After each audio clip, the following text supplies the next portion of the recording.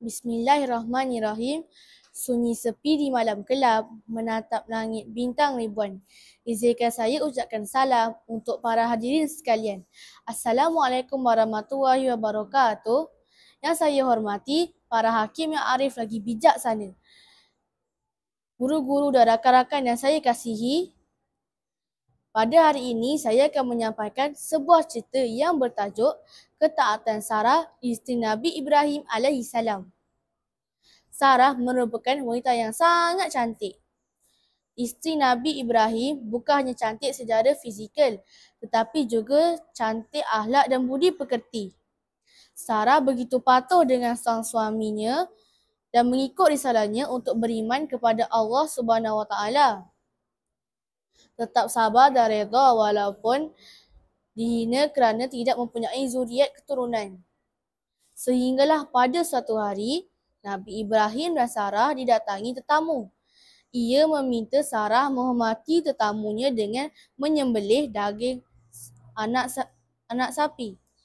Nabi Ibrahim tidak tahu bahawa yang datang ke rumahnya itu adalah malaikat utusan Allah membawa kabar gembira. Sarah menghidang sapi yang dipanggang, tetapi tetamu itu tidak mahu menyentuh dan memakannya. Ayat ini jelas dari surah Hud ayat ke-69. Nabi Ibrahim dan Sarah merasa hairan dan aneh. Lantas malaikat itu berkata, "Jangan takut, sesungguhnya kami malaikat yang diutus kepada kaum Lut." Ayat 70 surah Hud. Ketika itu para malaikat dalam perjalanan untuk memberi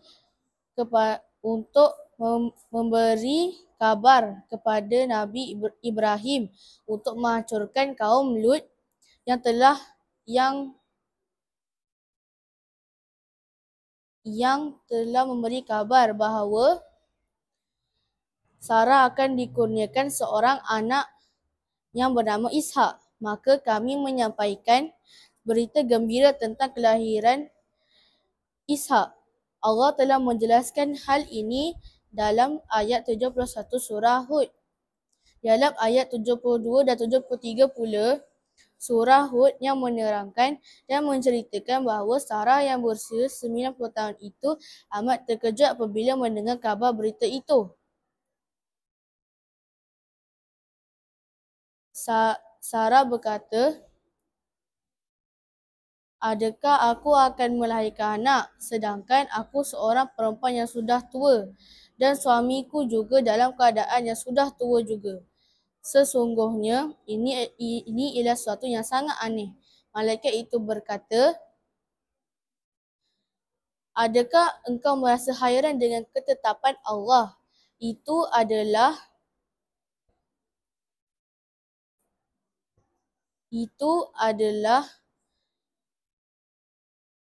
berkat yang dicurahkan ke atas kamu ya Ahlul Bait. Sesungguhnya Allah Maha Terpuji lagi Maha Pemurah. Tiada yang mustahil bagi Allah dan janji Allah itu terbukti." Sarah kemudian hamil dan tidak lama selepas itu melahirkan seorang anak, iaitu bayi lelaki yang sempurna diberi nama Ishak. Kalau Allah mengkehendakinya, tidak mustahil akan terwujud. Sungguh sabar Sarah dan Ibrahim, mulia hatinya. Ini terbukti di dalam surah Hud ayat 74 hingga 76. Dalam gembira tentang berita baik zuriat Nabi Ibrahim membantah hukuman yang diterima kaum Lut. Nabi Ibrahim merendah hati dan mendekatkan diri kepada Allah untuk memohon keampunan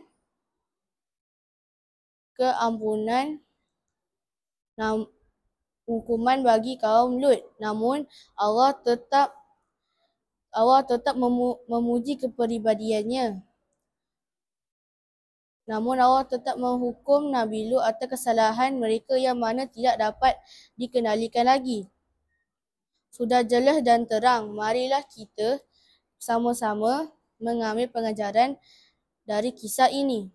Yang pertama, Sarah seorang yang teguh imannya dalam menghadapi ujian sesuai dengan ayat ini. Bismillahirrahmanirrahim. Ya ayyuhallazina amanu sta'inu bis sabri was salah. Innallaha ma'as sabirin. Artinya, hai orang-orang beriman, jadikanlah sabar dan solat sebagai penolongmu. Sesungguhnya Allah beserta orang-orang yang bersabar. Surah Al-Baqarah ayat 153. Yang kedua, Sarah tetap sabar dan redha dengan Allah walaupun sering dihina kerana tidak mempunyai zuriat. Akhirnya dengan kuasa Allah, beliau dikurniakan anak yang selama ini dinanti-nantikan.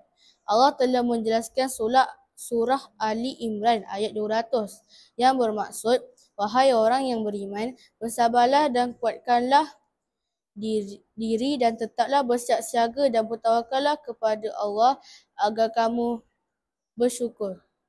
Yang terakhir, pengajarannya ialah kisah Sarah mengajar kita untuk terus bersabar dan yakin bahawa setiap ujian adalah rahmat tersembunyi. Ini jelas dalam surah Al-Baqarah ayat 156. Bismillahirrahmanirrahim. Allazina iza asabathum musibatun qalu innallaha wa inna ilaihi raji'un. Artinya, iaitu orang-orang yang apabila mereka ditimpa sesuatu kesusahan, mereka berkata sesungguhnya kami adalah kepunyaan Allah dan kepada Allah juga kami kembali. Selesai meriah majlis acara, perkara baik jadi pedoman. Ada terlanjur bicara, salah silap haraf maafkan. Menarik halus papan di Jawa, tersegang kukuh di gerbang batu. Adat berjumpa terpisah jua, moga ketemu di lain waktu. Sekian dari saya. Assalamualaikum warahmatullahi wabarakatuh.